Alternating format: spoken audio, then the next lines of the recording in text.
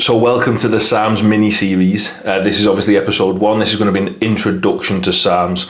I foresee this series being 3 episodes long. It is a mini-series, and I'll try to keep all the videos under 10 minutes long. What I want you to bear in mind when listening along to this is that my job here is to essentially try and translate these scientific concepts and principles into easy to understand information, okay? So there will be some points where I seem like I'm rambling, like science talk, but it is for your benefit, and you do need to understand some of these concepts to actually understand these compounds and then make informed decisions on do you want to use them, okay? So the first thing that we need to cover is, what does Sarms even stand for? So it stands for selective androgen receptor modulators. Now, I appreciate that might mean nothing to you at the minute, but it is something that you need to bear in mind. You need to remember them words, and it will become very clear as to what they are as we move through this episode, okay? So selective androgen receptor modulators, that's what Sarms are. Now, one thing we need to bear in mind is that any sort of compound that increases muscle mass, decreases muscle loss, and helps the body potentially burn fat wasn't really designed for like bodybuilders or physique athletes or people that wanted to use them for them reasons, okay? So what you will see is essentially this has come from, if we look at anabolic steroids, what they've been used for is in clinical practice for years to treat various disease types. So this could be anything from burns, osteoporosis, or muscle wasting syndromes, okay? Now, what you will find is that these anabolic steroids will exert positive actions for certain things, but they come along with negative health implications, okay? Now, when we're looking at Sarms, ideally what they will do is they will provide all the positives, but none of the negatives. So they sound great, they sound brilliant. Okay, now when we look at how these anabolics exert their action, you just need to understand this to then understand Sarms, okay? So when we look at anabolic steroids, the way they work is by going into the body and they bind at what we call an androgen receptor. Now, let's say, for example, we've got some muscle tissue and this is an androgen receptor. We've got an androgen molecule of testosterone here, floats on the bloodstream, into muscle tissue, binds to the androgen receptor, okay? This creates downstream effects. This signals the body to do things like increase protein synthesis, that thus increases muscle mass. Now, the problem we have here is that we have androgen receptors in all tissues, a lot of tissues, not just in muscle tissue. So if we've got androgen receptor in tissues such as the prostate, the liver, the brain, as you can appreciate, anabolic steroids are then exerting that action at multiple tissues across the body, potentially in tissues that we don't want them exerting their action, okay? Now, if you remember back to the name of Sarms, selective androgen receptor modulators. If we can be selective in which androgen receptors we modulate, so cause an action in, then obviously that is going to increase the positives and decrease the negative implications, okay? So essentially, we want Sarms, like I've said, Sarms want to basically replicate steroids with all the positives, but decreased all the negative implications. Now, Sarms are essentially a spin-off off the back of Sarms. Again, selective estrogen receptor modulators.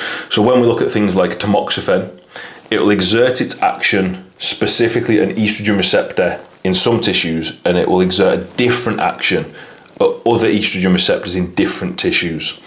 Now that is what the idea is with Sarms, but at the androgen receptor, okay? So I hope that's reasonably clear. I know it's quite in depth, but hopefully you've took something from that in terms of how the mechanisms work.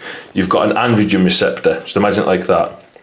Then you've got an androgen, binds to it, causes cell signaling, downstream effects, I won't go into all that tells the body to do certain things, increase muscle mass at a very basic overview level.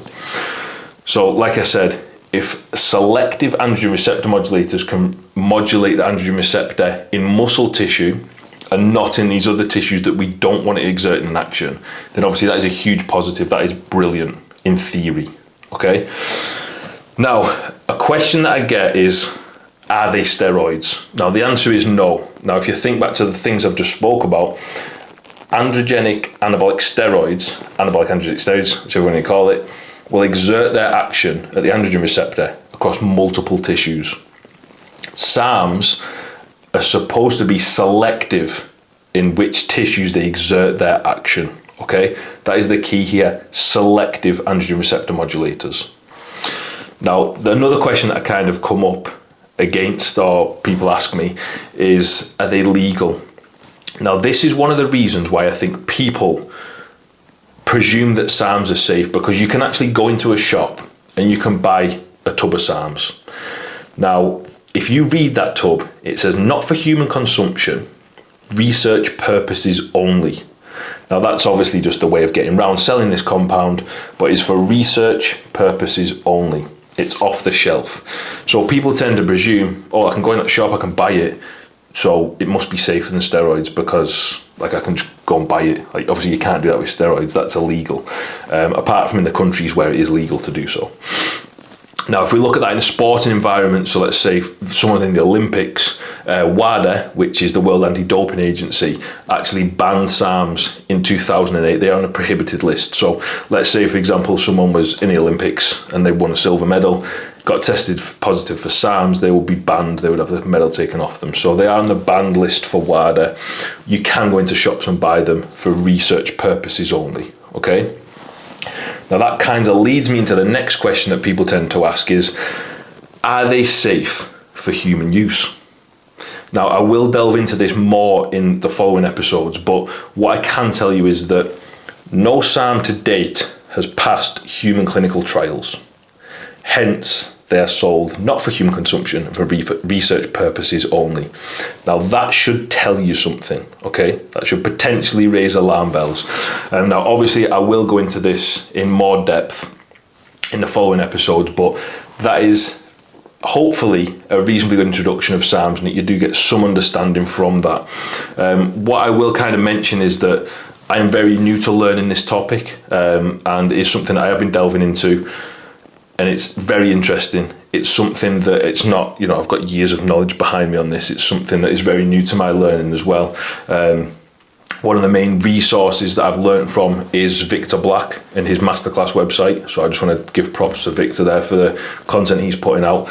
I'll essentially watch his videos. I'll do some research and reading behind any studies that he's mentioned, etc., and kind of develop my own reasoning and understanding of things, and presenting these videos actually helps me learn more as well. So I hope you've took something away from that first episode.